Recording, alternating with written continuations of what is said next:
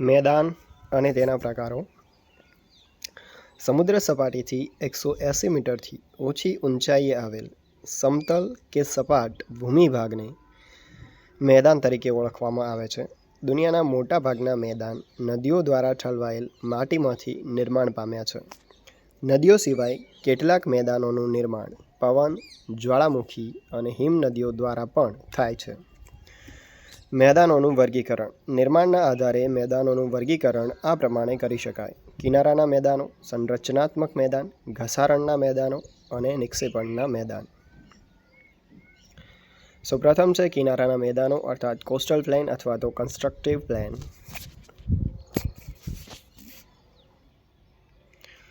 આ મેદાનનું નિર્માણ મુખ્યત્વે સમુદ્ર કિનારા એટલે કે પૃથ્વીની ભૂગર્ભિક હિલચાલના કારણે સમુદ્ર કિનારા નજીકનો ખંડીય છાજલીનો ભૂમિભાગ ઊંચકાય ત્યારે બનતા મેદાનને સંરચનાત્મક મેદાન કહે છે.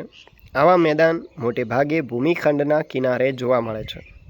મેક્સિકોના અખાતના કિનારે ફેલાયેલ સંયુક્ત રાજ્ય અમેરિકાના દક્ષિણ પૂર્વે આવેલ મેદાન તેનું ઉદાહરણ છે. જમીનના તળિયા ઘસાવાના કારણે પણ આવા મેદાનનું નિર્માણ થાય છે.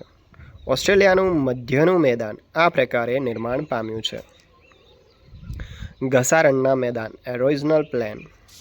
પૃથ્વીની સપાટી પર સતત ઘસારણની પ્રક્રિયા ચાલતી રહે છે, જેનાથી લાંબા ગાળે પર્વતો તથા ઉચ્ચ પ્રદેશો, નદી, પવન અને હિમનદી જેવા પરિબળો દ્વારા ઘસાઈને મેદાન બને છે. આવા મેદાન સંપૂર્ણપણે સપાટ બનતા નથી. નક્કર ખડકોની ટેકરીઓ વચ્ચે વચ્ચે જોવા મળે છે. ઉત્તર કેનેડા અને પશ્ચિમ સાઇબેરિયાના મેદાન ઘસારણથી નિર્માણ પામ્યા છે. ઘસારણ દ્વારા બનેલ મેદાનોને પેનીપ્લેન પણ કહે છે. ત્યારબાદ છે નિક્ષેપણના મેદાન અર્થાત ડિપોઝિશનલ પ્લેન. નદી, હિમનદી, પવન વગેરે પરિબળો દ્વારા પથરાયેલ કાંપના નિક્ષેપણથી સરોવર કે સમુદ્ર જેવા કોતરો ભરાવાથી આવા મેદાનોનું નિર્માણ થાય છે.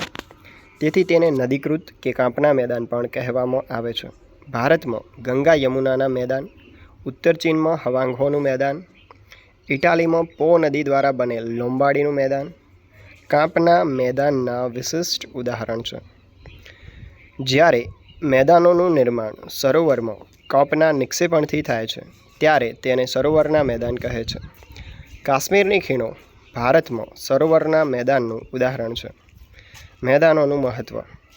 માનવ વસાહતો અને વ્યાપાર વાણિજ્યના સ્થાનો ફળદ્રુપ મેદાનોમાં સ્થપાય છે. સપાટ મેદાન સડક માર્ગ અને રેલમાર્ગ માટે ઉપયોગી પુરવાર થયા છે. ગીચ વસ્તી ધરાવતા શહેરો મેદાનમાં આવેલા છે. ફળદ્રુપ જમીન ખેત ઉત્પાદન માટે વધુ ઉપયોગી છે. ખેત પેદાશો ઉદ્યોગો માટે કાચો માલ પૂરો પાડે છે.